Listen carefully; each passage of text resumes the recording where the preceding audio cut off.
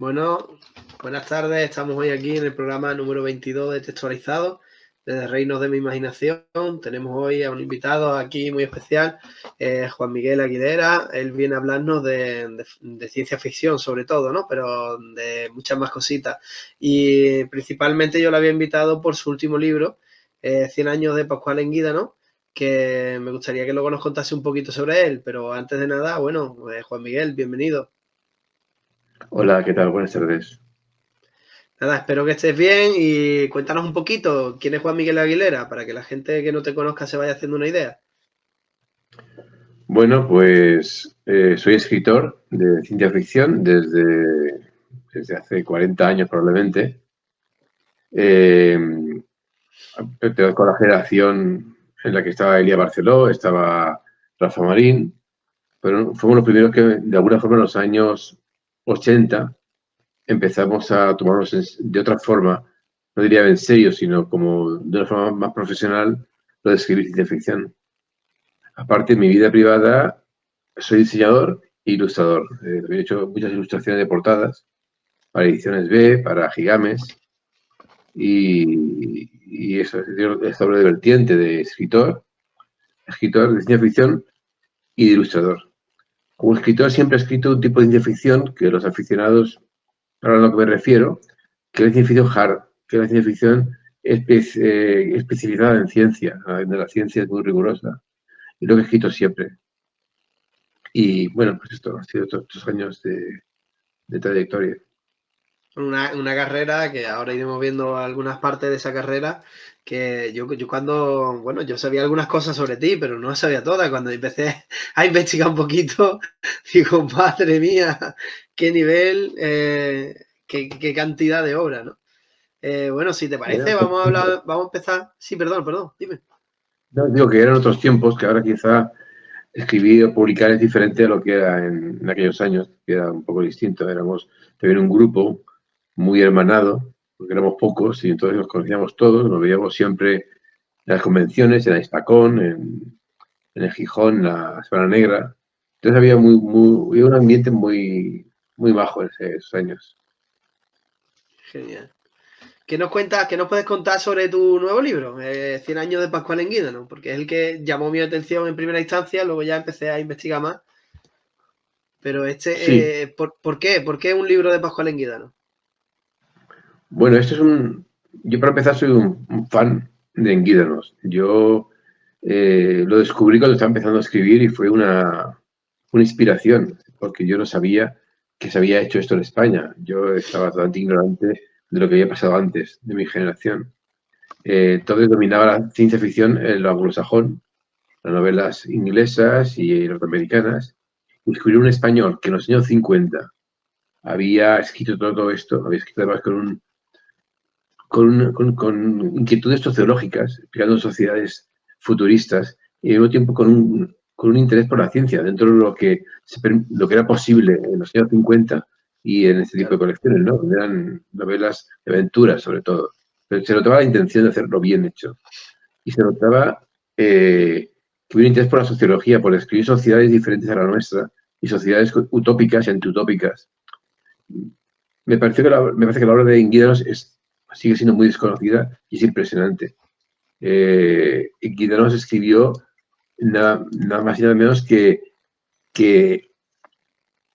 100, 149 novelas del oeste, porque había escrito novelas del oeste, 47 bélicas, 34 policíacas y 8 románticas. Era un escritor de aquellos años.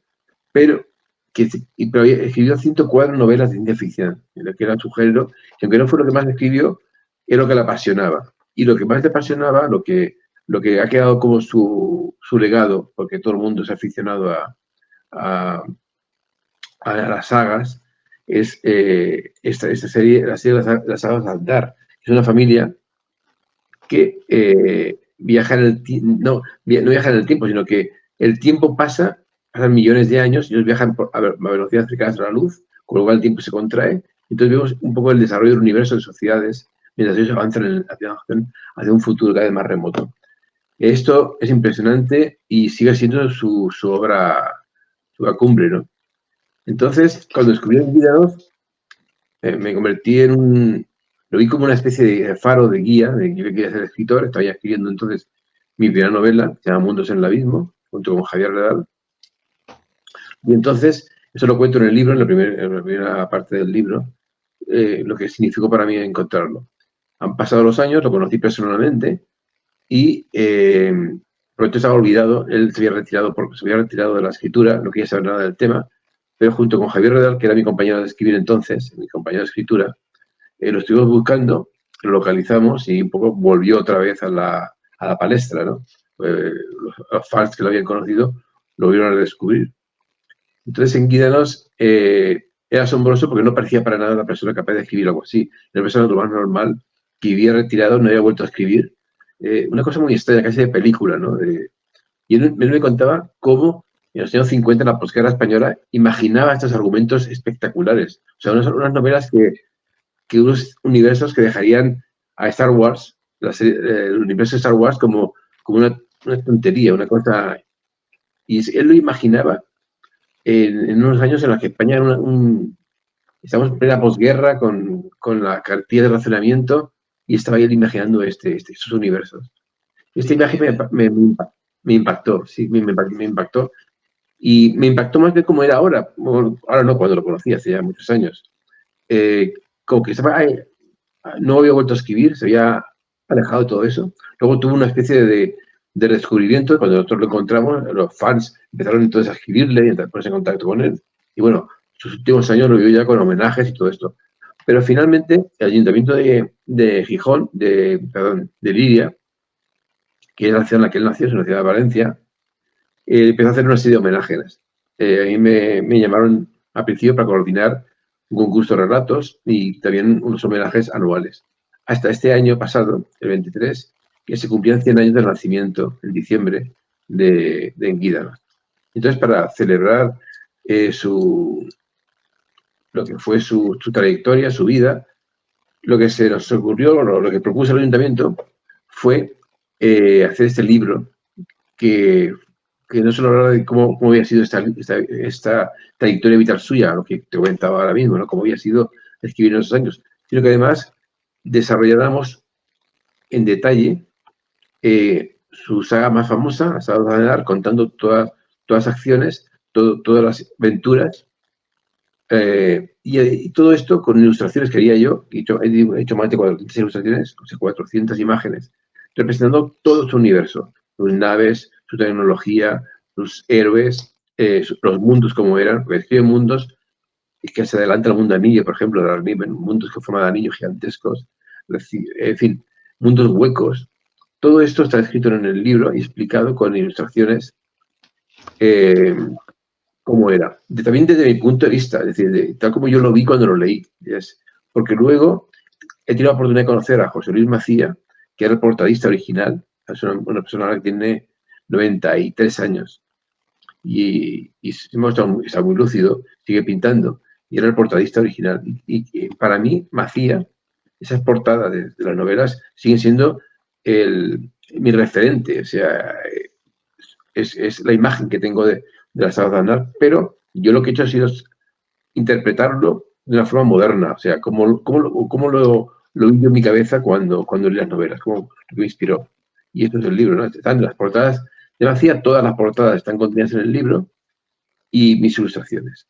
Y bueno, ha sido un trabajo apasionante, con lo que he disfrutado muchísimo, pero el libro no es solo mío, el libro tiene varios autores, que te los voy nombrando. Está Francesc también, igual, que es un historiador de Lidia que se ha especializado en la vida de Guídanos. Está José Carlos Canalda, que es de Alcalá de Henares, es un aficionado en Guídanos, que ha estado resumiendo sus obras durante años y hemos aprovechado esos resúmenes en el libro. Y resúmenes en los que hay una descripción completa de todas las aventuras, son estupendos. Tenemos a Alfonso Cervera, es un periodista y escritor y es columnista ahora en varios periódicos y es lo que diríamos un escritor del mainstream, o sea, de la literatura general, que sin embargo no renuncia a su amor por la novela popular y ha sido un gran defensor de la obra durante muchos años, de la obra de Guídanos.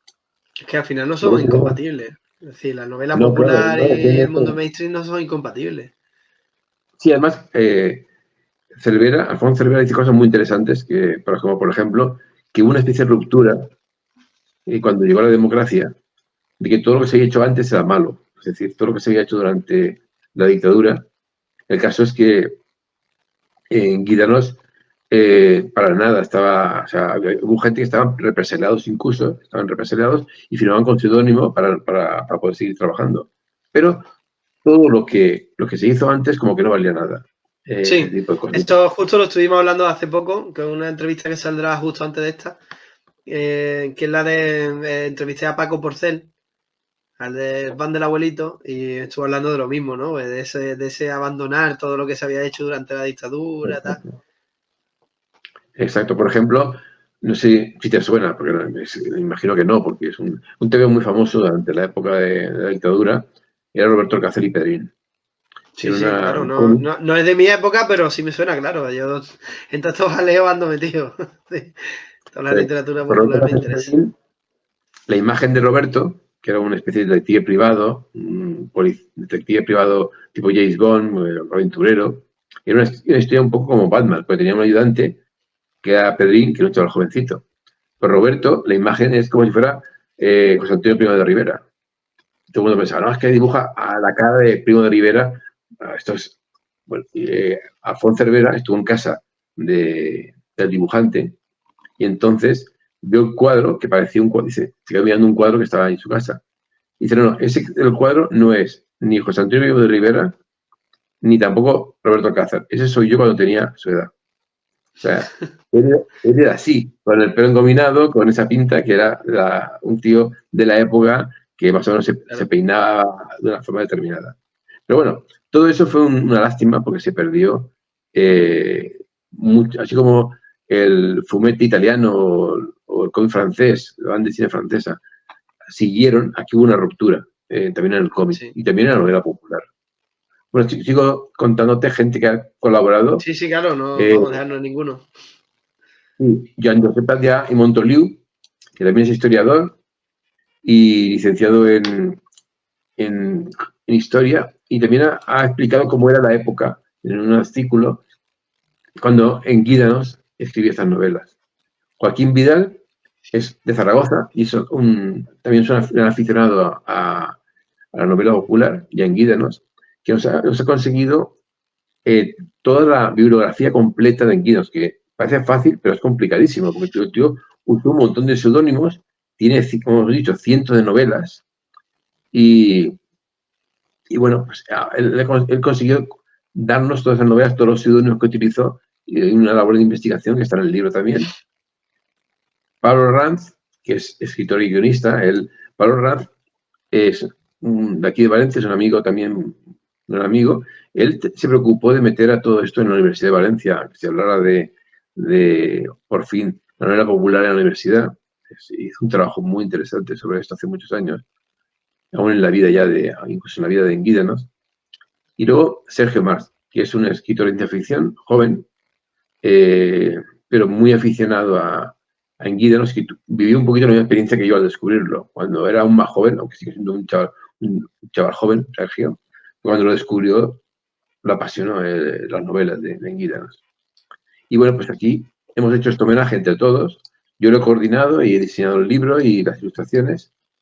Y es un poco un trabajo conjunto, ¿no? El libro este de los 100 años de Pascual Enguídanos. Qué maravilla. Es como una especie bueno, de entre enciclopedia y ensayo de investigación, ¿no? Sobre la vida y obra del autor, ¿no? Entiendo. Sí, exacto. Y yo tengo en mi librería como un tesoro la enciclopedia de la ciencia ficción de John Clute, como se pronuncia, que es un poco una imagen. Esta enciclopedia salió hace muchos años y salió en Guídanos y también salí yo representado y Javier Redal, porque o sea, estamos nosotros como un poquito como la muestra de lo que se escribía en España, está en Guídanos y estamos nosotros. Siempre la tengo como una joya, ¿no? Porque esta enciclopedia era una enciclopedia visual, presentando las portadas, las ilustraciones de libros de todo el mundo, no solo de Estados Unidos, y quisimos hacer algo así, algo que fuera visual sobre todo. Es decir, que no fuera simplemente texto, sino que, ya digo, 400 ilustraciones. Pero Sí, bueno, una locura. en ese momento Vamos. el libro se ha agotado en menos de un mes, o sea, ha sido increíble. Y bueno, están ahora reeditándolo. Sí, yo es que precisamente lo sé porque justo antes de ahora entrar aquí, he entrado en el enlace que me pasaste de una librería para comprarlo y ya no había manera. Digo, bueno, ahora te iba a Yo no lo preguntar, esperaba. pero supongo Yo no que lo ya no esperaba. queda, claro. Bueno, es que Está, una obra es que decir, es una obra muy ambiciosa. Cualquier libro con 400 ilustraciones ya parece una auténtica locura. Eso es, para cualquier editorial en España, eso es irrealizable, ¿no? Bueno, en España, creo que en casi todo el mundo. Es decir, que una sí, obra muy claro. ambiciosa, además con un nicho muy concreto, ¿no? Pero bueno, eso es lo bueno, que es tan ambiciosa que para ese nicho le interesa, claro. Claro, bueno, ahí, el truco de esto, porque nunca había escrito un libro, porque como un libro se agotaba tan rápido, es que todo esto está subvencionado por el Ayuntamiento de Liria, que es el que no ha intentado ganar dinero con el libro, ha intentado que se difunda la figura y la imagen de Guídalos. Con lo cual el libro además salía muy bien de precio y se ha agotado. Un libro muy Bueno, lujoso, es muy que libro. todo el que le interese la novela popular y todo el que sea un amante de la ciencia ficción, pues supongo que lo habrá querido, claro, como es normal. Yo lo he dejado pasar, pero espero que la segunda, o sea, la reedición salga pronto, porque Sí, ya hoy sí. cuando iba a comprarlo no había manera. No te avisaré cuando salga.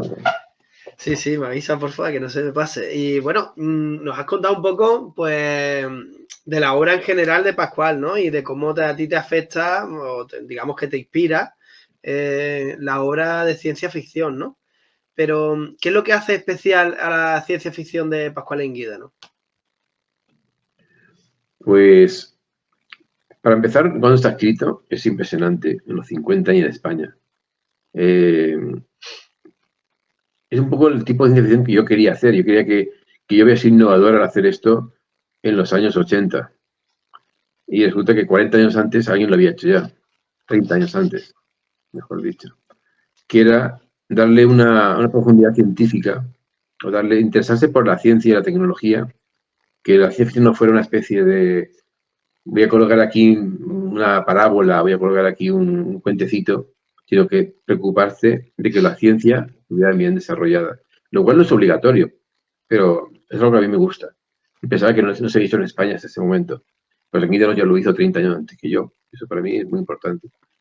Y luego lo que digo de las sociedades, por ejemplo, él se adelantó, es que es así, es que se adelantó 20, 30 años, 10 años a cosas que ahora nos parecen que inventaron esto. A series americanas como Star Trek, él inventa los teleportadores antes que Star Trek. Pero además lo desarrolla de una forma 10 años antes que Star Trek. Inventa el láser, por ejemplo, en sus novelas. Él imagina que, que un teleportador, es lo que él no solo imagina el objeto, sino las consecuencias para una sociedad de tener algo así. Él imagina el teleportador de Star Trek, o sea, eso que decían, ilumíname Scotty, y aparecían en el planeta, desaparecían, se volvían a integrar en el planeta, típico de Star Trek, ¿no? Él inventa esto, se llama Máquina Calendón, en las novelas de Inguíderos, pero él piensa, bueno, si se puede descomponer algo y volverlo a componer en otro sitio, de alguna forma tienes esa información guardada en algún lugar. O sea, tú descompones algo, guardas la información, envías la información y lo puedes componer. Si tienes esa información guardada, ¿por qué no hacer copias de eso? Es decir, si tienes una información, ¿por qué no haces todas las copias que quieras? Entonces, de repente descubre que se pueden hacer copias de alimentos, de utensilios, de todo. Qué Y llega una locura. especie de época de lujo para todo el mundo. O sea, de repente la sociedad, la gente no tiene por qué trabajar. Porque todo el mundo tiene de todo lo que necesite solo con esto. Y Claro. es lo mismo que pasa en Star Trek, pero Star Trek hasta la nueva generación no llegan a plantearse esta idea. Es decir, tenemos una sociedad en la que todo el mundo es igual, donde no hay diferencia por que tú eres más rico, más pobre, todo el mundo está en el mismo sitio, porque todo el mundo tiene todo lo que quiere y ya está. Si tienes todo lo que quieres, no necesitas luchar por nada. Y lo único que te queda es el ejército de alguna forma, es decir, el defender a tu sociedad. Es lo que es la Guerra de Andar. Sí, es Pero la la única gente, la gente motivación que les puede quedar, ¿no? Claro, en un mundo en el que ya claro, lo se tienen todo encuentra con la resuelto. él imagina una sociedad basada en este infinito, esta infinita capacidad de producir bienes. Con lo cual, lo único que le queda a un individuo, esa sociedad, es luchar por mantenerla. Y como encuentran alienígenas malvados continuamente, pues tienen motivos para luchar. No solo alienígenas malvados, como ellos en Guidos tienen muy claro lo que es la velocidad de la luz. O sea, esto ve que los planetas están muy lejos unos de otros y que el tiempo pasa contraído según la teoría de Einstein, de la relatividad. Entonces, muchas veces los malos son sus propias sociedades que han evolucionado en una dirección negativa y se enfrentan a ellos cuando vuelven a ellos. Han pasado millones de años, a lo mejor. Esto es súper original. Y bueno, él imagina esas sociedades. Y una cosa muy curiosa, es una anécdota. Entonces estaba la censura, cuando él escribía en los años 50 estaba la censura en España. Cuando él empieza a hablar de esas sociedades igualitarias, donde todo el mundo no tiene que trabajar, todo el mundo lo comparte todo, el censor le dice, oiga, esto que estás haciendo aquí es comunismo. Dice, no, esto no es comunismo. Dice, esto es cristianismo. Y con esto pasó la censura. Lo de repartir los panes y los peces y compartirlo todo, pues eso es cristianismo.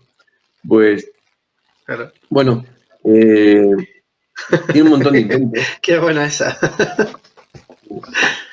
La luz sólida, que es el láser, la inventó como 10 años antes y tal como lo explicas, el láser es asombroso.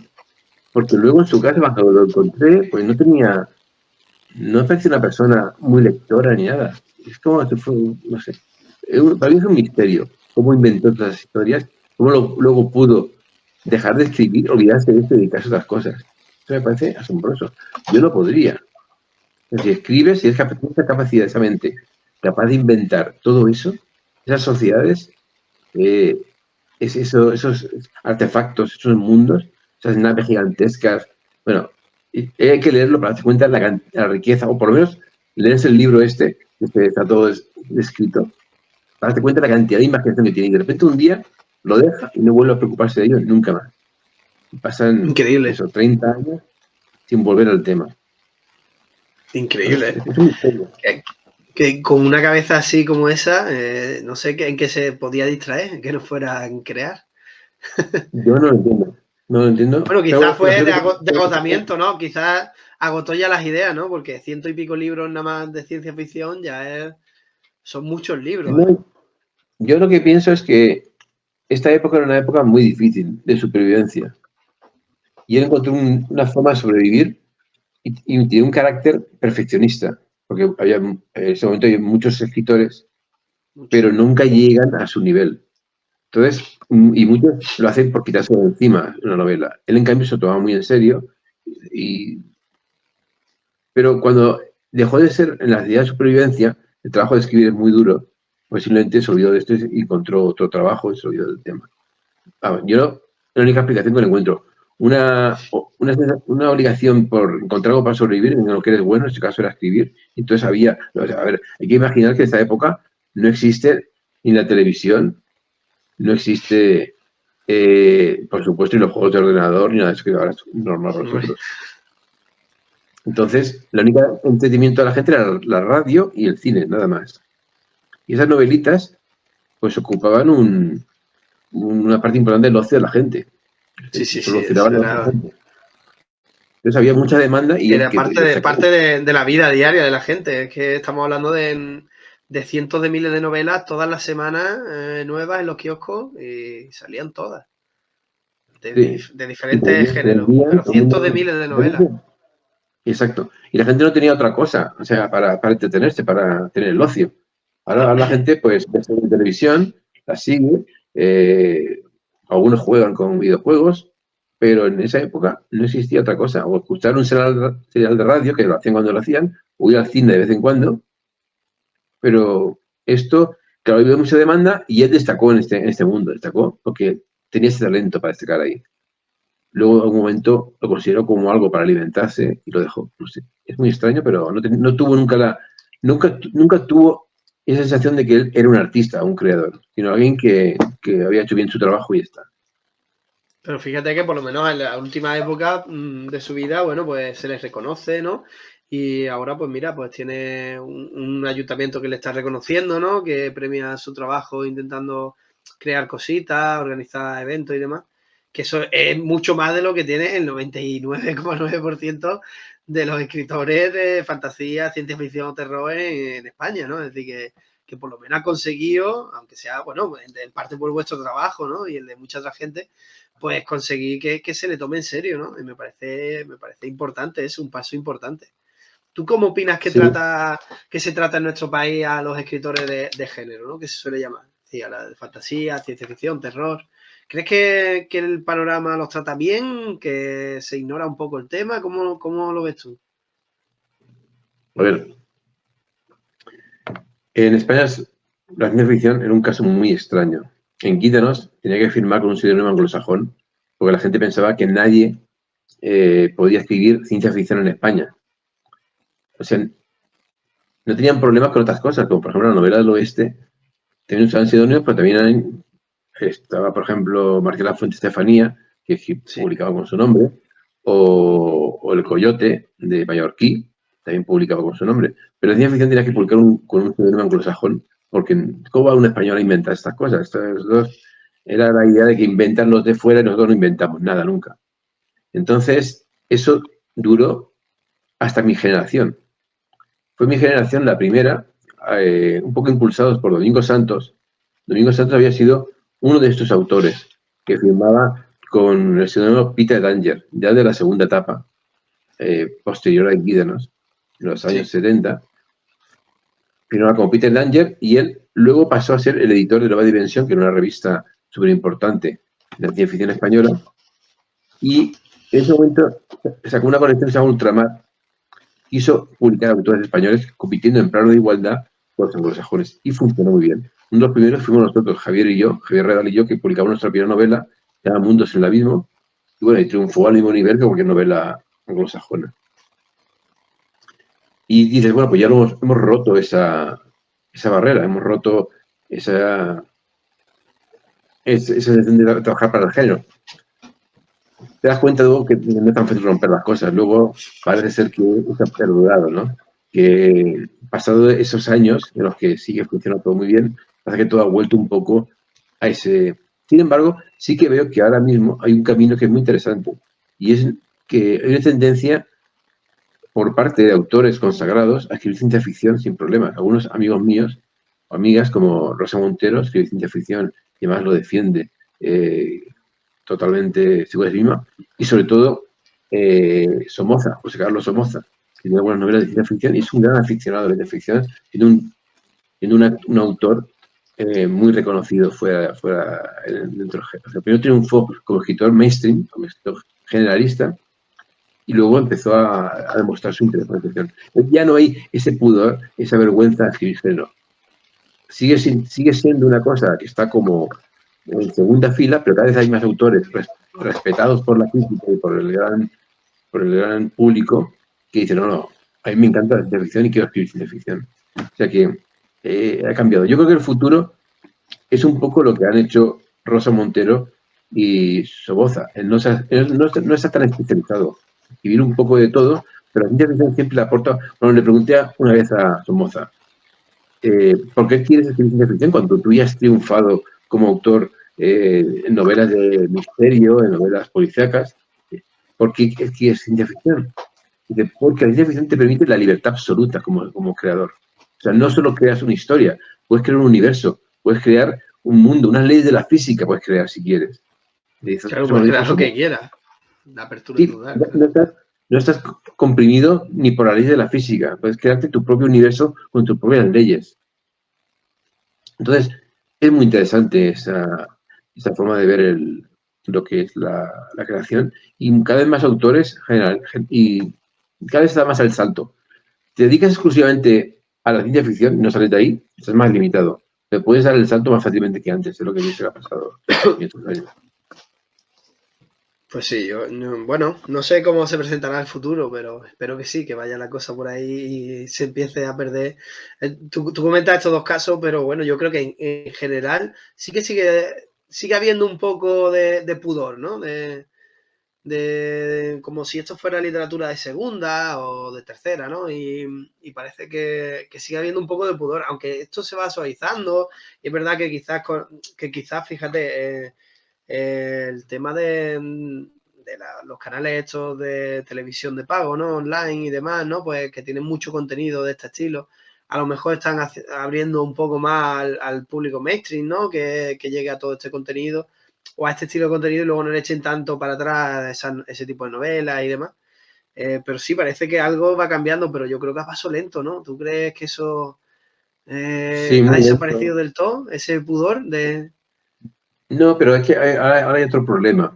Yo cuando en aquellos años realmente empezamos a vender igual que vendía cualquier novela americana y además empezaron a buscar los autores, pero luego de esto empecé a publicar en ediciones B y hemos terminado ya con el gueto, hemos salido del gueto y al final no, seguimos ahí. Pero lo que pasa ahora es que hay otro problema y es que ahora se publican muchísimas cosas, a veces se autopublica, es otro mundo en el que tú no tienes ningún filtro para publicar. Antes tenías un filtro que era llegar a publicar, es decir, tienes que convencer a una editorial importante, porque entonces no había otra forma, de que se arriesgase contigo. Ahora, realmente, publicas cualquiera, lo cual es maravilloso. Pero muchas veces el exceso de información es ruido. Es decir, de todas esas cosas que están saliendo ahora, hay obras de arte maravillosas, seguro. Pero hay muchas cosas mediocres. Y es muy difícil diferenciar una cosa de la otra cuando hay tanto publicado. Los años que yo te digo que empecé a escribir eran muy pocos. Cuando salía una novela de uno, aparecía en todas partes esa novela. Una nueva novela de Rafael Marín, una nueva novela de Javier Negrete, o una nueva novela de Juan Miguel Aguilera. Esto ya no es así. O sea, ahora es un montón de novelas todo continuamente. Y de todo eso seguro que hay genialidades, pero es difícil seleccionar. Yo creo que al final lo que tenemos que tener en cuenta es que no existe ningún género que sea malo. Lo que existen son malas novelas. Cualquier género puede hacer obras de arte. Y pienso que esto sí que es algo que ya se entiende. Eso ya se ha vencido. Antes no. Cuando yo empecé a escribir, se pensaba que había géneros que eran intrínsecamente malos. O sea, que la ciencia ficción era basura siempre. Y si no era basura, entonces lo que hacían era lo sacaban de la ciencia ficción. No, esto no es ciencia ficción. Esto es otra cosa. O sea, por ejemplo, Anticipación científica, ¿no? Como la guerra de los mundos, de una invasión de marcianos, de H.G. Wells, como ya tenía una categoría y cultural, ya lo decían que no era ciencia ficción, que era otra. Una invasión de marcianos no va a ser ciencia ficción. Luego muchos autores hacían cualquier historia, no, pero esto no es ciencia ficción. Eso yo creo que se ha vencido ya. Ya hoy en día no es una vergüenza decir que algo es ciencia ficción y hay autores que presumen de ello. Y no solo ciencia ficción, también había un rechazo en estos años hacia cualquier tipo de género. Y esto creo que fue Pere Reverte el que rompió bastante lanzas a favor de acabar con esto, con la triste, porque eran novelas de aventuras también. Antes, en la época aparte de la triste, se diferenciaba mucho entre la gran literatura, que eran novelas muy, muy pesadas, en lo que no pasaba nada, pero había mucha profundidad ahí emocional, y la gente presumía, fíjate el tocho que me tragaba, yo solito, con la novela que pasaban muchas cosas y esto era para niños o para gente muy inteligente. Y eso creo que se ha vencido, gracias a muchos autores como Somoza, como Reverte o como Rosa Montero. Sí, desde luego, es verdad que bueno, que ese tipo de también acompaña mucho al tipo de sociedad que tenemos, ¿no? Que es más rápida y todo cambia muy rápido y ese tipo de novelas con más acción o no con más acción, pero en la que las cosas se aceleran un poco más y no se detienen tanto en cada detallito de una manera muy tan profunda y tal, más de aventuras y tal. Más del género pulp, para entendernos, y de literatura popular y demás, pues empiezan a funcionar un poco mejor, ¿no? En esta época que va un poco con el signo de los tiempos, ¿no? Sí, sí, está claro. Esos tiempos son muy diferentes al momento que yo empecé a publicar. Estamos en otra época totalmente distinta y donde ya mucho de mucho del espacio que ocupaban novelas en la época en la que yo empecé a publicar, ahora lo ocupan videojuegos, por ejemplo, o Sí, series de sí, por televisión. supuesto. Hay una afición por las series que entonces había toda la tía por las novelas. Aún siguen habiendo novelas que crean esa afición, pero entonces era mucho más común que una novela, unas novelas que eran seguidores y aficionados y expertos. Ahora es más complicado porque la mayor parte de la gente sucede eso con una serie de televisión, con una serie de videojuegos. Es otra época. Es algo Sí. con sus cosas buenas, con sus cosas malas. Pero fíjate que al final el ser humano es siempre, bueno, aunque va cambiando mucho, sigue siendo muy parecido porque al final, pues eso, la gente esperaba su capítulo de radionovela y ahora espera su capítulo de la serie que sale y la gente iba cada semana esperando el nuevo bolsilibro de la colección Búfalo o yo qué sé, o la que sea, y ahora espera el nuevo capítulo de la temporada tal o lo que sea. Y es decir, que al Exacto. final no hay tanta diferencia, aunque cambian los métodos, no cambia tanto la forma de relacionarse con la ficción que tenemos, ¿no? Sí, exacto. La gente necesita tener ficción y vi un debate muy interesante con James Cameron y otro director que no recuerdo quién era, que hablaba sobre si en el futuro iban a desaparecer las películas, que en vez de películas habría eh, videojuegos en los que uno seguiría un argumento y crearía un argumento nuevo en primera persona. Y la conclusión que llegaban es que no, que a la gente le gusta que le cuenten historias Claro. ya construidas, no solo construirla uno mismo. Pero bueno, ahora solamente hay más opciones. Por eso, ahora mismo, para un chaval que empieza ahora, llegar a triunfar es más complicado que en mi época, porque tiene un montón de... Aunque en mi época tiene otra complicación, que era que un editorial te hiciera caso, porque entonces era dificilísimo publicar.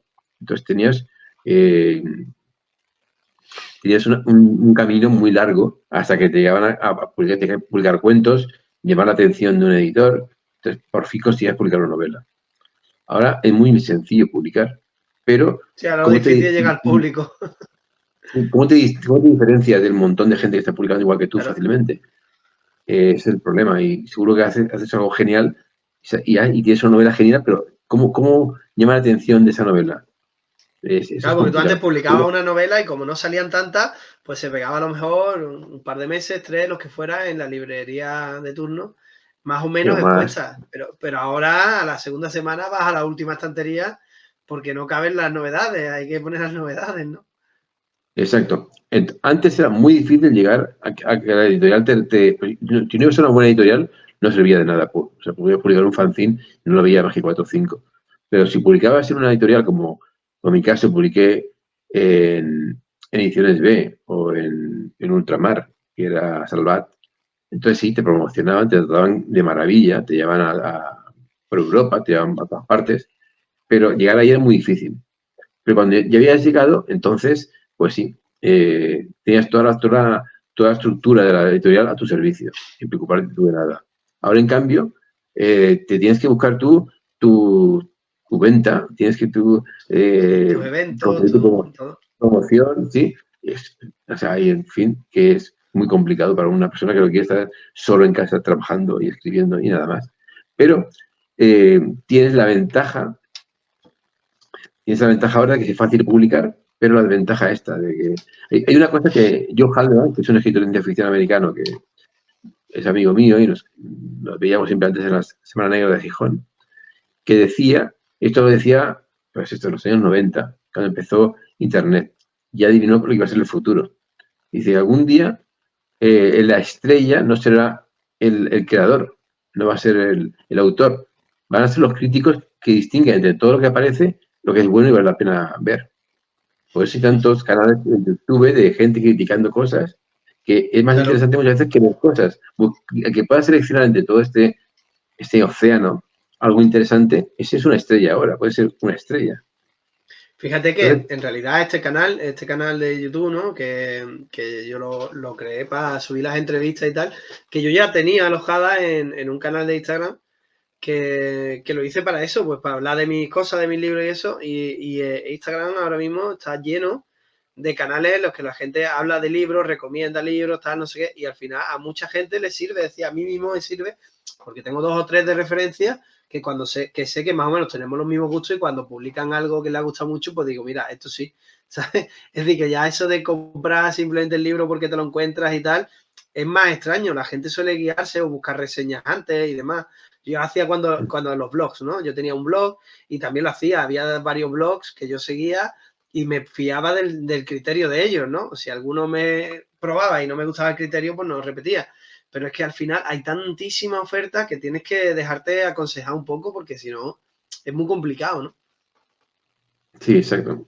Yo te digo, Haldeman adivinó este futuro que estamos viviendo ahora, de que en ese océano de novedades, el crítico iba a ser el rey, ¿no? Porque queda muy diferente a esa época en la que las cosas salían con... ¿sabes? Apareció una novela mía y aparecía en todas las revistas, reseñada, con sus críticas, eh, por todas partes. Y si los franceses, yo empecé a publicar en Francia y durante muchos años estuve trabajando directamente para el mercado francés de novela, que ahí no tenía nada que ver con el español, porque los franceses casi no traducían nada del inglés. Ellos funcionaban con sus autores.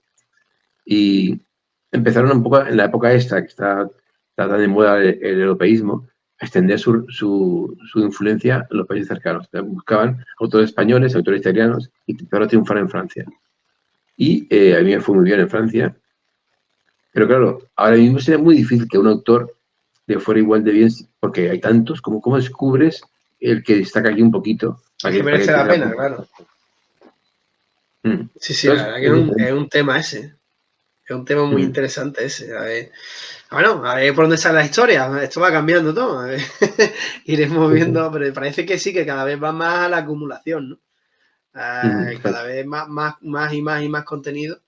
Y es complicado, aunque yo supongo que esto no es tan diferente con lo que ocurría en la época de la que hemos hablado, los bolsilibros, ¿no? Porque al final, ¿cuántas series de bolsilibros había a la semana? Y tú tenías que decidir cuál te podías comprar y cuál no, porque claro, imagino que la mayoría de la gente no podía permitirse todas. Es decir, tenía que al final que decidir un poco. Y no sé.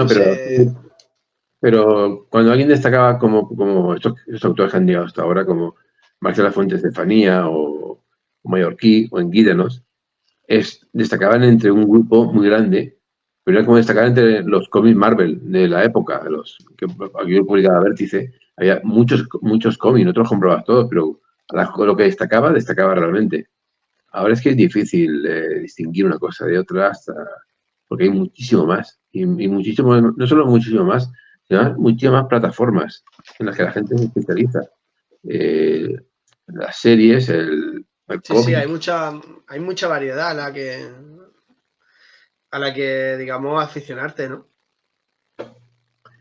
Y aparte, ahora todo es mucho más efímero. Yo, por ejemplo, que soy ilustrador también, además de escritor, me recuerdo cómo estaba fascinado en mi juventud.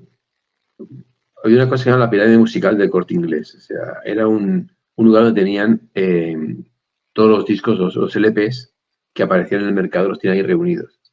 Y pasaba horas, no me podía comprar todos los discos, pero admirando las portadas, porque eran portadas maravillosas. Y una ilustración a tamaño de un LP de la época te dejaba embelesado mirándolo mirar cada detalle, lo que había hecho aquí el ilustrador, todo eso te fascinaba.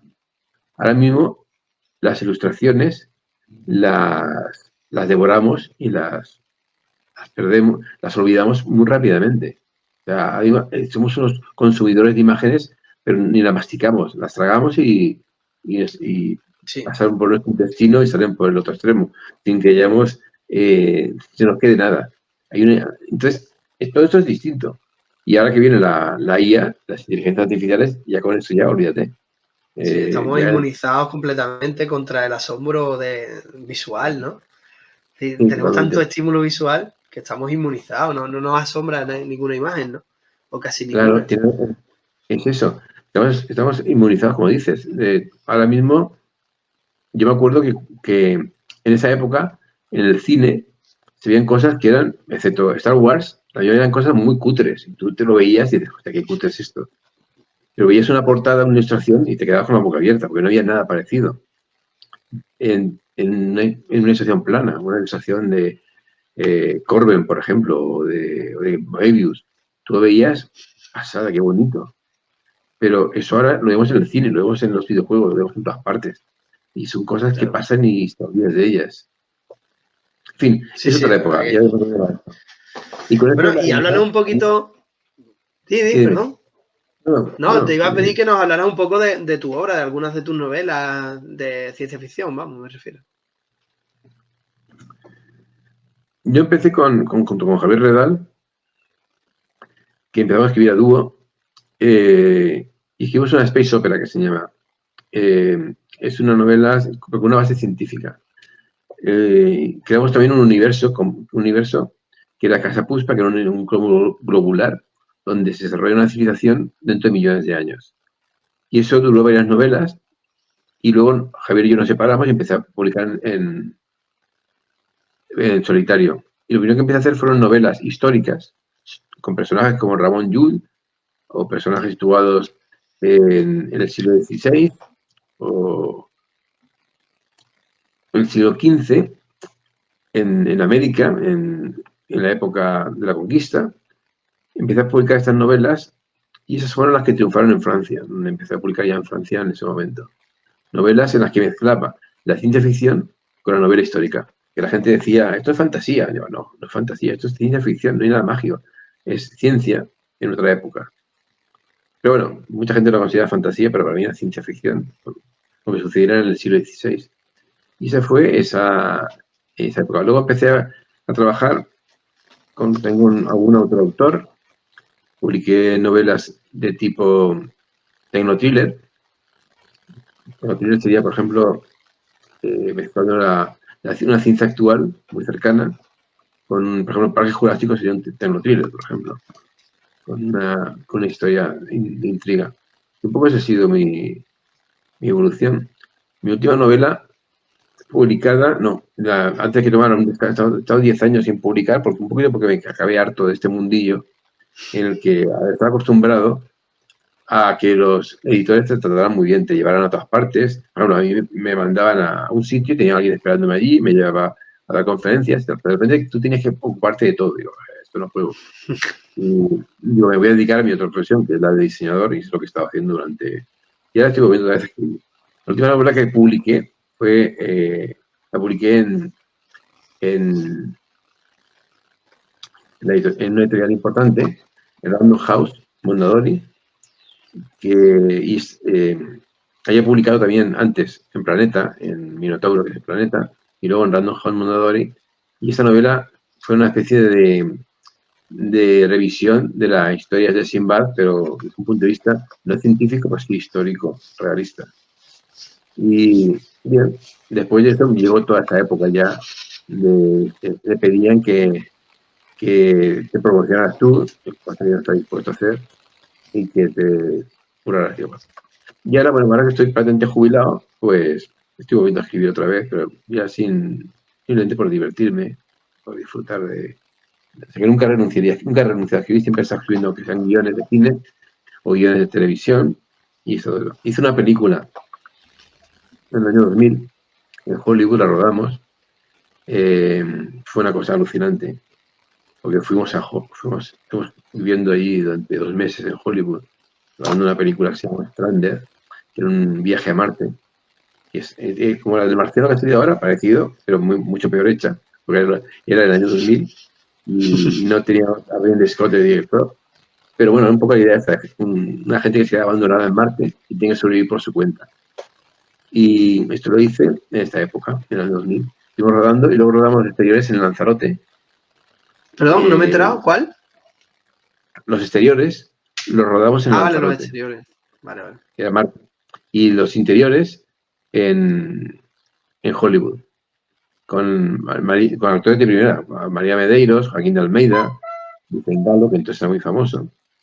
Y bueno, fue una experiencia. También me di cuenta que escribir guiones es un problema complicado, y es que tú puedes hacer una maravilla, pero luego hay un montón de gente que va a venir después y puede cambiártela sin preguntarte nada, y al final tú tienes que responder de un guión que no queda casi nada de lo que tú has escrito.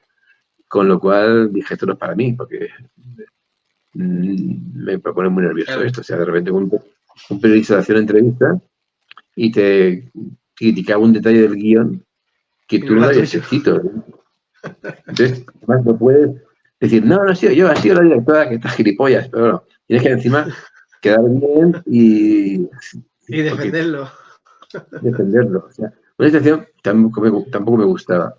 Pero bueno, eso sí un poquito mi historia. Qué bueno. Bueno, y aparte de Pascual Enguídano, ¿qué otros grandes de la literatura de ciencia ficción en España destacarías tú? Bueno, aquí estoy hablando de la gente de mi época. Yo no conozco casi nada de lo que está haciéndose ahora. En nuestra época, Sí, no, me refiero más pues, a tu época, incluso anterior, ¿no? Incluso las épocas anteriores. en mi época tenemos 3 personas, éramos 4, de alguna forma que éramos los líderes de esa época.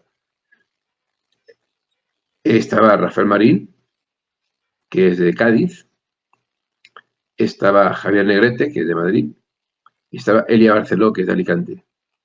Y bueno, y yo. Éramos un poquito los 4 referentes, cada uno con un estilo muy distinto de escritura, pero que éramos además grandes amigos. Y la que se salió de la ciencia ficción fue Elia y le ha ido muy bien. Ahora mismo es una escritora súper reconocida. Y luego Rafa Marín sigue haciendo novela histórica, pero sigue siendo un súper fan de la ciencia ficción. Y Javier Negrete se ha pasado a la novela histórica. Y bueno, cada uno ha salido por un camino distinto y para mí son los referentes. Y luego, en plan general ya, pues Rosa Montero tiene unas novelas de ciencia ficción muy interesantes. Y también Somoza, José Carlos Somoza, que hay que leerlo. A Somoza es imprescindible, es una maravilla. ¿Tú Y la ciencia qué? ficción, Ay, perdón. Digo, ¿tú has tenido, o sea, más autores de referencia en el mundo del bolsilibro o solamente Pascual? Bueno, Pascual no, Enguídano que en su seudónimo era George H. White, ¿no? sí, ya sé, güey. No, yo no. Y Vanessa Smith tenía 2 sinónimos. Vanessa Smith y yo, estoy guay. No. Eh, yo me leí una novela de Astrid András por casualidad, en una época en la que en los 80, en la época, yo no tengo cultura de haber leído bolsilibros, yo veía que eran, llamábamos, libros de viejo, en mi época ya la gente no leía bolsilibros. De repente cayó en mis manos una novela de una reedición que se hizo de hace 1.000.000 de años a la novela de la saga de Andar y me impresionó, me quedé. Luego intenté leer otras cosas y no me gustaron. O sea, fuera de Enguídanos, no me gustaba nada lo que he leído de ciencia ficción, ¿Has bolsilibros. leído, por Pero ejemplo, a Ángel Torres Quesada?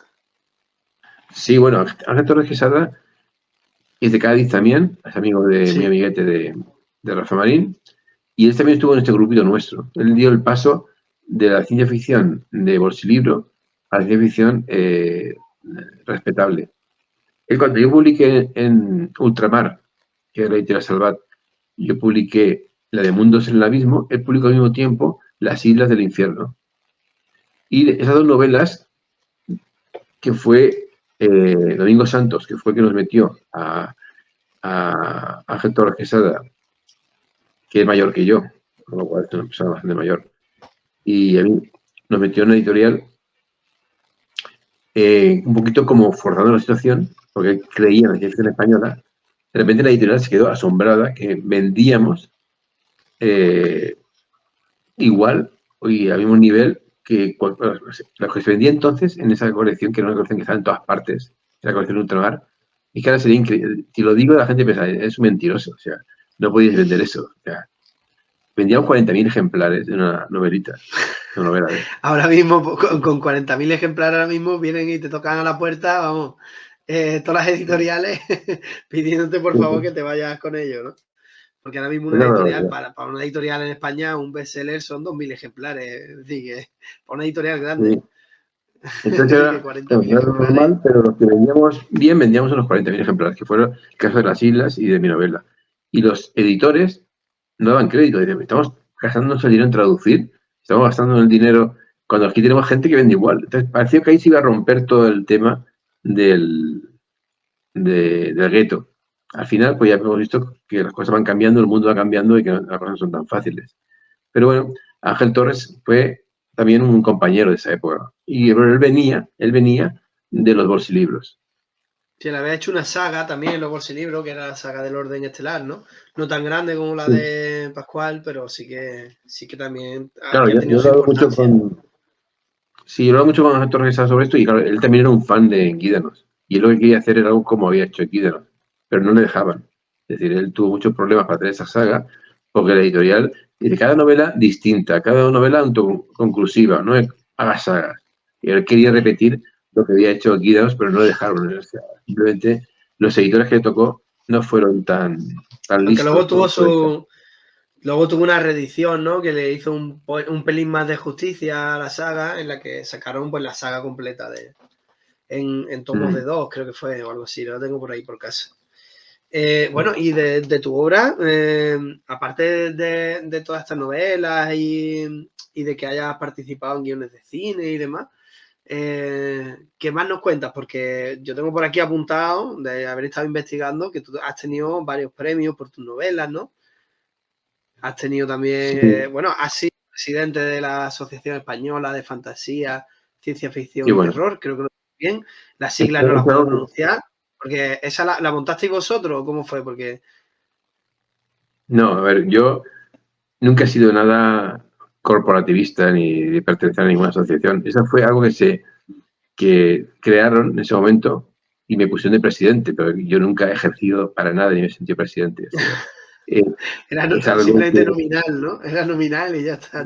era otra persona la que se ocupaba de todo. Que siempre me dicen lo de presidente cuando nunca me han preocupado el tema. O sea, me pusieron, sí, Y no ya sé está. qué. Tiene su utilidad, está claro, la asociación. En esa época era importante porque se quería reivindicar y todo, pero yo nunca formaba parte de una forma emocional de esto. Que Vale, vale. no tengo ninguna relación con la asociación. Sí, tengo muchos amigos dentro de la asociación y creo que hacen cosas muy interesantes, pero nunca me he sentido parte de la asociación ni de nada. Y bueno, premios sí. Tengo muchísimos premios Ignotus, que es el principal premio. O sea, tengo el récord de los... Claro, mi truco para tener el récord de premios Ignotus es que tengo premios Ignotus tanto como escritor como ilustrador. Con lo cual, tengo tantos premios Ignotus que nadie me puede alcanzar. Nadie puede igualarte ahí, ya.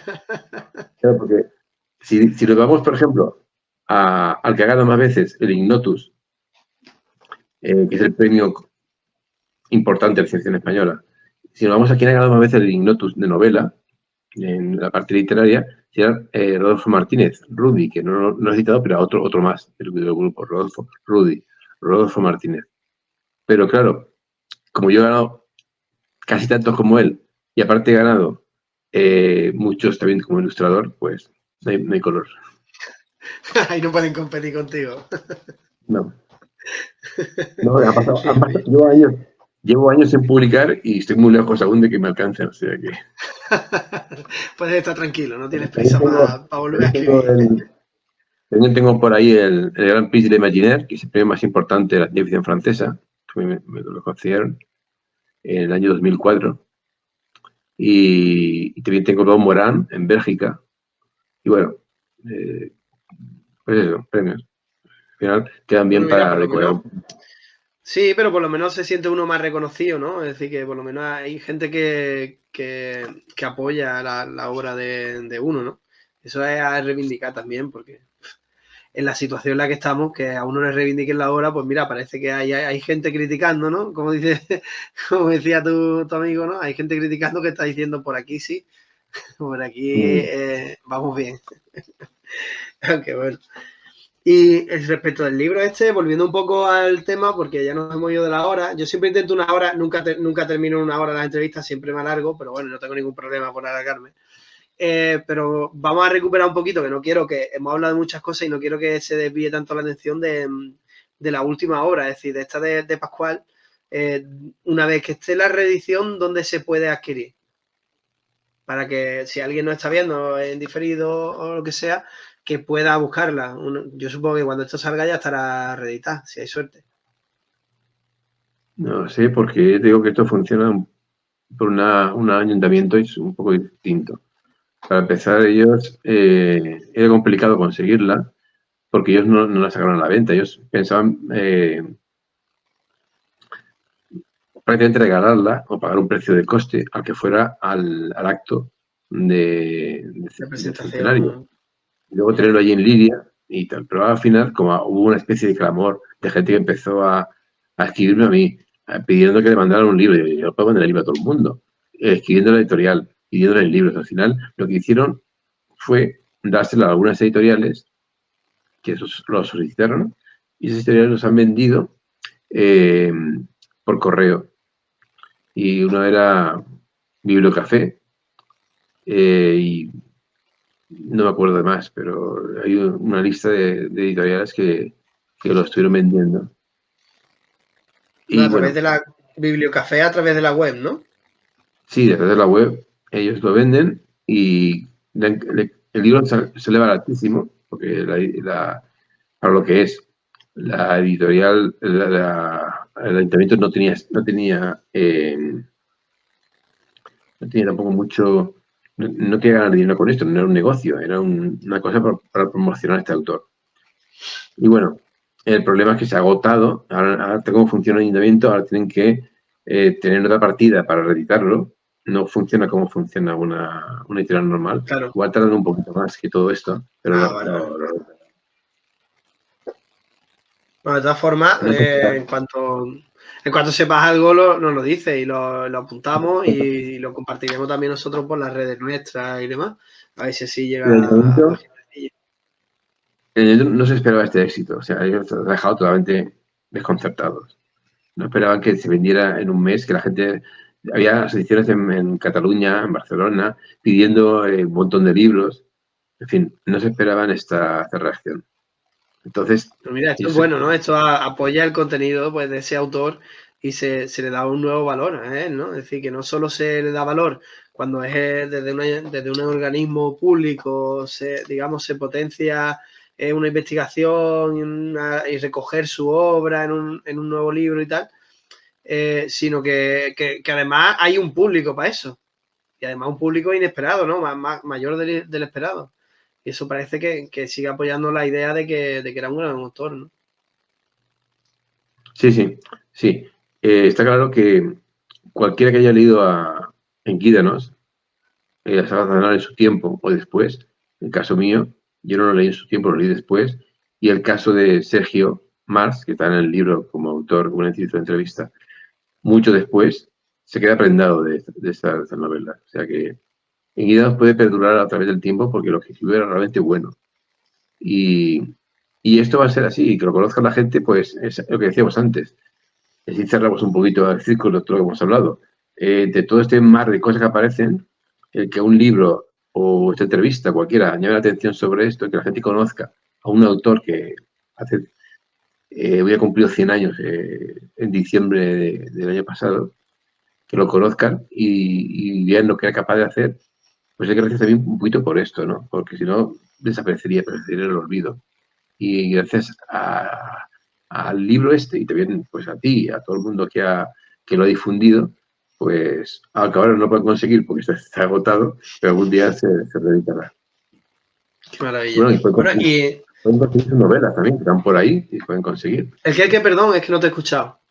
Que pueden conseguir sus novelas, que Sí, bueno, están ahora por están ahí. haciendo una reedición, ¿no? Ahora están haciendo una reedición en tomos de varias novelas, ¿no? De 5 o 6 eran, no recuerdo. No lo sé. Hay una No lo conozco. asociación, creo que es, ¿no? Una asociación que está haciendo la reedición que quiere hacer la reedición de la saga completa, ¿no? No lo conozco. Creo Sí, que hay una editorial que se llama Silente que reeditó sus ah, novelas hace muchos años, es, sí, sí, sí. pero ya no lo está reeditando. Otra gente lo ha cogido, pero no sé quién son esta gente y lo que están Sí, haciendo. creo que es una asociación, es que no lo tengo claro. Ahora mismo no me viene a la cabeza. Pero sí, los tengo yo localizado por Facebook. Y te iba a hacer una pregunta, así para ir terminando. Si tuvieras que recomendarnos un libro de Pascual Enguídanos, ¿cuál sería? Pues, a ver, eso es complicado, porque es una saga. Yo recomendaría la saga Aznar entera, porque a mí, me fascinó una novela, pero fue a mí. porque me gustaba, se va 1.000.000 de años. Esa novela para mí fue la primera que leí, me fascinó, me enganchó al instante. Puedo recomendar esa, pero a otra persona le puede gustar otra. Yo creo que hay que leerse la saga entera o, en su defecto, leerse el libro este que Cienes de Guidas, donde se explica toda la saga, te da una perspectiva general de toda la saga y luego puedes ir a la saga y empezar a leerlo de una forma ordenada. O sea, simultaneando. Sí, esto es como para abrir boca, ¿no? Para abrir boca, para empezar un poquito a despertar interés, ¿no? Y sí, si tuvieras que recomendarnos, sí. Dime. No, que yo recomendaría 1.000.000 de años. Y si quiere empezar, pero no, esto igual no vale para todo el mundo, porque no sabes qué ha pasado antes. O sea, es una saga muy larga y lo ideal sería leerse la entera. Y si tuvieras que recomendar un libro tuyo, ¿cuál recomendarías? Esta es difícil también. Sí, pues depende de la persona.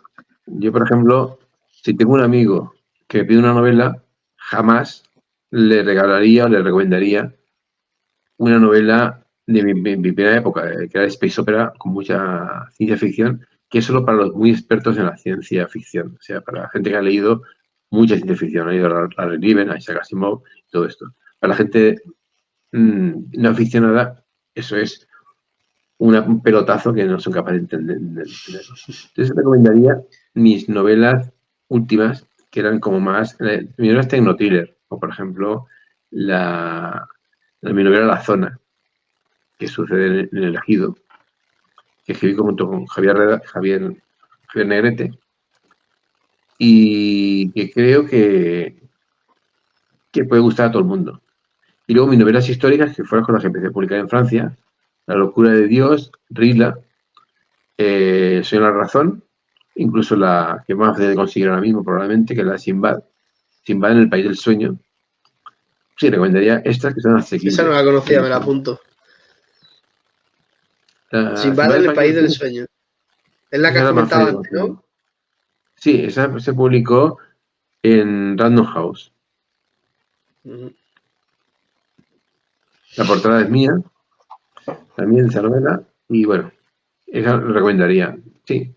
Pero cada persona, depende de lo que le guste, escrito, ya te digo, Space Opera, muy ciencia ficción ahí, hard, un poquito techno-thriller, situado en el presente, y novela que parece de fantasía histórica, pero que siempre la considero ciencia ficción. Y si la gente quiere encontrarte en redes, ¿dónde puede buscarte? A ver, yo soy una persona de las de antes, o sea, yo soy muy viejo. Entonces, yo solo estoy en Facebook, prácticamente. No tengo ninguna red ni nada. En Facebook. Además, uso Facebook como si fuera una página web. O sea, pongo cosas todos los días, pero casi que no navego para ver lo que hace otra persona. O sea, no sé. Uso Facebook como si fuera una web de las de antes. Un blog, ¿no? O Sí, una web antigua. Bien, genial. Vale. Pues si tienes algo más que añadir, yo, si no, no te robo más tiempo hoy, te emplazo a que cuando quieras puedas volver y nos cuentes sobre cualquiera de tus novelas o no, o hablemos aquí sobre Pascual o sobre lo que a ti te apetezca, vamos. Que yo estoy encantado. Vale, o nos cuenten cómo fueron esos inicios de la ciencia ficción española, ¿no? A fondo, lo que a ti más te apetezca. Estás invitado a volver por aquí cuando quieras, vamos. Pues muchas gracias. En otra ocasión podemos quedar y charlar. Ha sido un rato divertido. Y bueno, si hemos difundido un poquito más la obra de Enguídanos y interés por Enguídanos, pues es lo que hay que hacer. Me parece genial. Pues nada, yo me lo he pasado genial, te agradezco muchísimo, ya te lo dije antes de entrar, te agradezco muchísimo que hayas estado por aquí, que hayas hecho el esfuerzo de venir un ratito, de dedicarnos un poco de tu tiempo. Y nada, espero que esto sirva para que la gente descubra varias cosas, entre ellas que hay ciencia ficción en España, que la vio siempre y que no tiene nada que envidiarle al ámbito anglosajón, ¿no? Que hay que redescubrirla o descubrirla, si es de la nueva que se está haciendo, ¿no? Y nada, pues un abrazo enorme y muchas gracias por estar aquí con nosotros. Gracias a ti, un abrazo y a todos tus seguidores.